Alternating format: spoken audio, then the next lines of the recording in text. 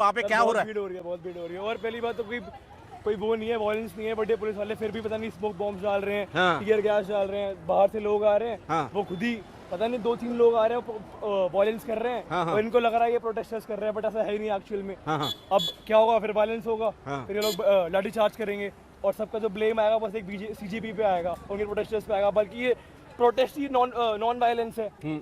शांति मार्ग से प्रोटेस्ट करने की बात हो रही थी, उसी तरह से हो रहा है। Exactly, सब वैसा ही हो रहा है, बट ये जो शुरुआत ही इन लोगों ने करी, इनने बैरिकेड गिरा दिया पूरे रास्ते में, गाड़ी जाम कर दी एकदम। हाँ, और ये भी प्रोटेस्ट वालों ने ये कोई किया। जो दिन बिके हुए हैं, ये लोग साले आए हैं यहाँ पर आके, गाली मत दो, गाली मत दो। आप आने हो, गाली मत दो। ये लोग आए हैं बिक रखे हैं भाई, कोई मीनिंग ही नहीं है गिराने का, बस वो गिरा रहे हैं, बैरिकेड गिरा रखे हैं, उन्होंने बड़े टीयर गैस छोड़ा, तुम जाओ ना रास्ता क्लियर करो, तुम गिरा क्यों रहे हो? सांस नहीं आ रही टीयर गैस। एग्जैक्टली भाई, तो गिराने कोई मीनिंग नहीं है ना। लेकिन जिस तरह से बातें हो रही थी कि अभी अभिजीत जी ने अभी अपना अनशन त्याग दिया है और अभी एक और मीटिंग चल रही है गृह मंत्री के साथ में, धर्मेंद्र प्रधान की इस्तीफे को लेके, आपके पास उसकी कुछ जानकारी आई क्या? गेट बंद करके सर, सारे गेट नेट भी बंद करके रखा है, बंद करे हुए हैं यहाँ पर। लेकिन आपके पास फिर जानकारी कैसे आ रही है आपके पास? जानकारी हमें एक दूसरे के पास से ऐसी आ रही है बस। हाँ कोई उधर से आ रहा है तो बता रहा है। हाँ, क्योंकि उधर नेट, हम अभी गए थे वहाँ नेट नहीं चल रहा था। बंद कर रखा है। हाँ, नेट बंद करके रखा है। हाँ। और आप कहाँ से आए हैं? मैं दिल्ली गई हूँ, दिल्ली को कब आए थे? सुबह कितने बजे आए यहाँ पे? 8 बजे तक आ गया था। और क्या माहौल था 8 बजे और अभी का क्या माहौल में क्या फर्क है?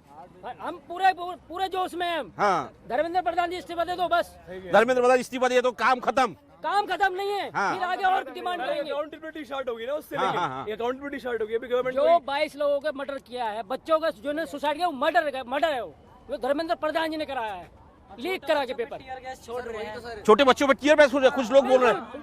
आंखों में जलन हो गई, पूरे शरीर में जलन। हाँ, लेकिन नहीं, हमें यहाँ से दिख नहीं रहा ना, इसलिए नहीं चल यहाँ। आप न्यूज चैनल चला रहे हो, क्या नहीं, चला रहे हो आप? नहीं नहीं भाई साहब, ऐसा है यहाँ से चल नहीं रहा क्या है, इनसे वहाँ सवाल चल क्या नहीं पूछ रहे रहा हो है। आप? नहीं, इनसे पूछ रहे भाई, क्या पूछ रहे हैं इनसे? पूछना गलत है क्या भाई? बात उतरिए चेहरे की, जाओ ना वहाँ पे। पूछ, अरे भाई देखो चलो, अरे भाई हम पूछ ही रहे हैं इसलिए। सर हमारे भी नहीं सर, वहाँ पे इतने बड़े बड़े बच्चे, मतलब बड़े बड़े लोग, छोटे छोटे बच्चे, सबको इस तरह से घधेड़ के भगाया गया टीयर गैस फेंक के। सर गलत काम कर रहे हैं इसका मतलब। ये बल प्रयोग कर रही है। हाँ हाँ, गवर्नमेंट हमारी बल प्रयोग कर रही है, ये सर बहुत नाइंसाफी है बच्चों के साथ में, स्टूडेंट के साथ में बहुत ज्यादा नाइंसाफी है। एक जन बोलो ना। हाँ, सर ये बहुत नाइंसाफी है। गवर्नमेंट जो बल प्रयोग कर रही है सर हमारे स्टूडेंट के साथ में, हमारे साथ में आंसू गैस के गोले छोड़े जा रहे हैं। ये गलत सर, बात आप है। उपद्रवी दिख रहे हैं आपको। नहीं, आप तो यंग लग नहीं, आप रहे ये हैं, बताइए। आप अपनी मांग के लिए खड़े हैं। अपने मांग के लिए आए हैं, हमारा सर छोटा सा सर, हमारा कोई भी वे नहीं है। कौन सी मीडिया? सर आप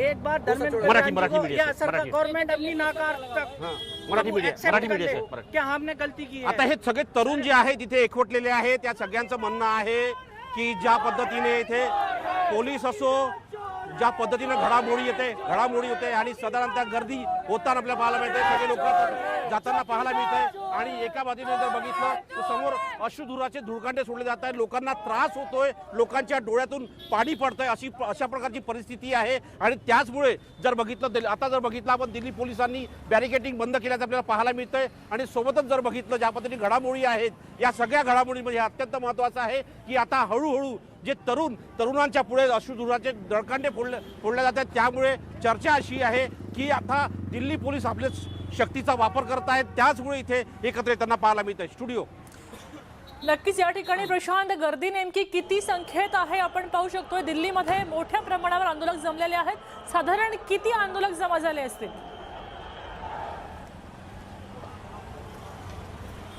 मी आज सकाळी जेव्हा जंतर मंतर परिसरामध्ये गेलो होतो, त्यावेळेस साधारणतः जर बघितलं तर जंतर मंतर परिसराकडे जाणाऱ्या सगळे जे रस्ते होते ते संपूर्णपणे ब्लॉक होते। मोठ्या संख्येनं तरुण एकत्र आले होते आणि तरुण हे नुसते दिल्लीतलेच नाही तर देशभरातील विविध भागातून तरुण इथे आलेले आहेत आणि या सगळ्यांचं म्हणणं आहे की ज्या पद्धतीनं नीटची परीक्षा झाली त्यामुळे सर्वसामान्य विद्यार्थ्यांवरती अन्याय झालेला आहे।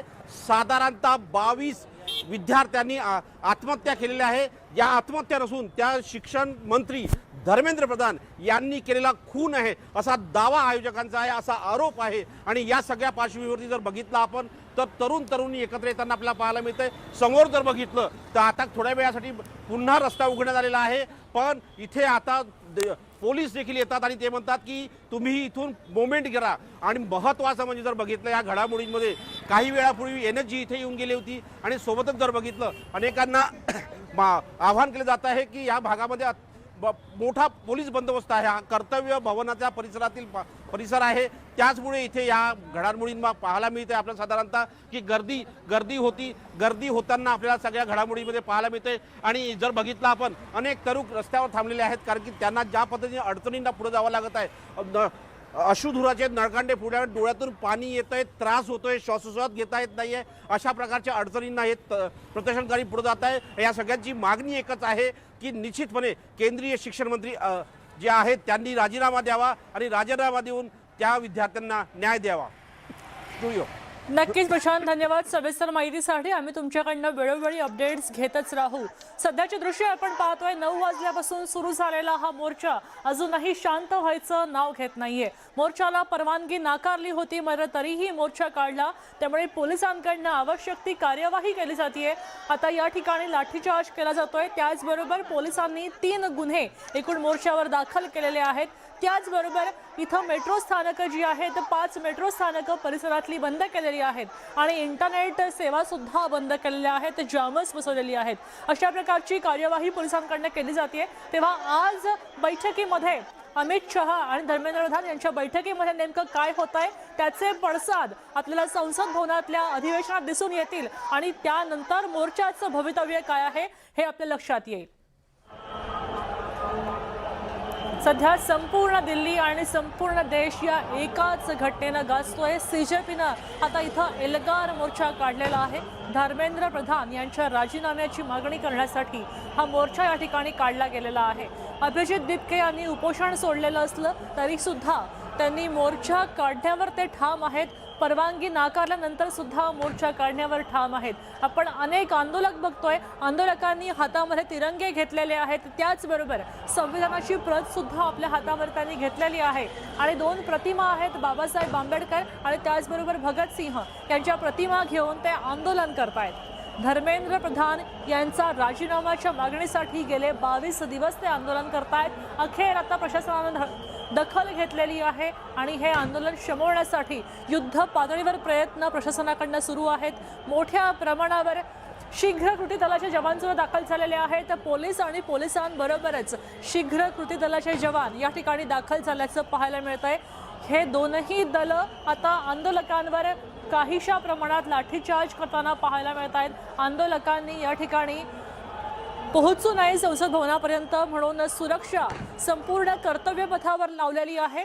त्याचबरोबर काही प्रमाणात वाहतूक आता सुरळीत सुरू झालेली आहे, मात्र आंदोलकांचा वेग आणि आवेग अजूनही तेवढाच कायम असल्याचं पाहायला मिळतंय।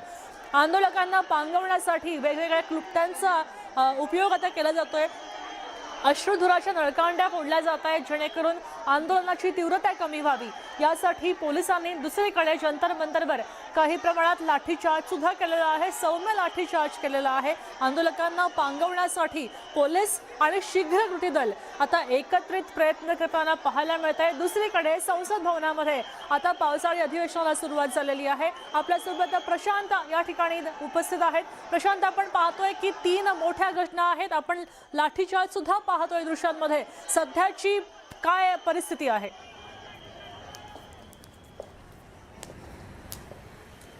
महत्त्वाचं म्हणजे जर बघितलं संसद भवनाच्या परिसरामध्ये एक बैठक सुरू आहे।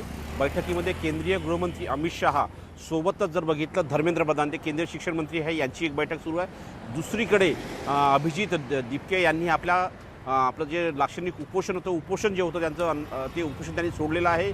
सोनम वांगचुक यांच्या पत्नी यांच्या हस्ते त्यांनी ज्यूस पिऊन उपोषण सोडलं आहे। त्यानंतर तिसरं महत्त्वाचं म्हणजे जर बघितलं आता ज्या पद्धतीनं घडामोडी होत आहे, पॅरामिलिटरी फोर्सेसच्या गाड्या जाताना पाहायला मिळाल्या जातात या भागामध्ये पॅरामिलिटरी फोर्सेस आता काही वेळापूर्वी जी एनएसजी आलं होतं, त्यानंतर आता पुन्हा पॅरामिलिटरी फोर्सेसच्या गाड्या या ज्या आहे, हे जे वाहन आहे हे सगळे वाहन पॅरामिलिटरी फोर्सेसचे आहे आणि जाताना पाहायला मिळतं आपल्याला। आणि पोलिसांचे वाहन आहे आणि या सगळ्या घडामोडीमध्ये आता हळूहळू प्रयत्न या भागातून जे प्रदर्शनकारी युवक आहेत ते येताना आपल्याला परत येताना पाहायला मिळत आहे। मोठ्या संख्येने इथे प्रदर्शनकारी आलेले होते। आता पोलीस जे की या भागातून जाताना आपल्याला पाहायला मिळत आहे। ज्या पद्धतीनं घडामोडी होत आहे, या सगळ्या घडामोडीमध्ये अत्यंत महत्त्वाचं आहे की या सगळ्या याच्यामध्ये पोलिसांची गाडी देखील आता या भागात पोहोचते, कारण की मोठ्या संख्येनं इथे गर्दी झालेली आहे. आणि आता ठिकठिकाणी या जर भागात बघितलं, समोर राष्ट्रपती भवन आहे, आपल्याला जर बघितलं आपण पाहायला मिळत असेल तर मी झूम करायला होतो. आपल्या समोर जे दिसतंय ते राष्ट्रपती भवन आहे. त्या राष्ट्रपती भवनाच्या परिसरात काही तरुण पोहोचल्याची माहिती पुढे आली होती. त्यानंतर त्यांनी या भागात मोठी बॅरिकेडिंग करायला सुरुवात केली आहे. दिल्ली पोलिसांनी सगळे रस्ते आता रोखून धरलेले आहे. ज्या भागात अश्रुधुराचे धुळकांडे फोडले जात आहे त्या भागामध्ये देखील आता तरुणांना बाहेर काढलं जात आहे, कारण की या भागामध्ये साधारणतः जर बघितलं, रायसीना रोड जो आहे, या रायसीना मार्गावरती ज्यामध्ये घडामोडी होते, रायसीना मार्गावरती तरुणांना थांबून ठेवण्यात आलं. तिथे तरुणांची मोठी गर्दी झाली होती. ती गर्दी बाहेर काढण्यासाठी प्रयत्न करण्यात आला आहे. मानसिंग रोड असो किंवा इतरही मार्ग असो, या मार्गावर देखील प्रयत्न केला जातोय की इथून कुठल्याही परिस्थितीमध्ये जर प्रयत्न आहे की या जी तरुण इथे आलेले आहेत त्या तरुणांना इथून काढण्याचा प्रयत्न केला जातोय. बाहेर इथे काढण्याचा प्रयत्न झाला. इथून आता तरुणांना बाहेर येताना आपल्याला पाहायला मिळताना आपल्याला दिसत आहे. देशभरातील विविध भागातून आज सकाळी आम्ही महाराष्ट्रातून आलेल्या काही तरुण, आंध्र प्रदेशहून तरुण आम्हाला भेटले होते. त्यांनी देखील सांगितलं की आम्ही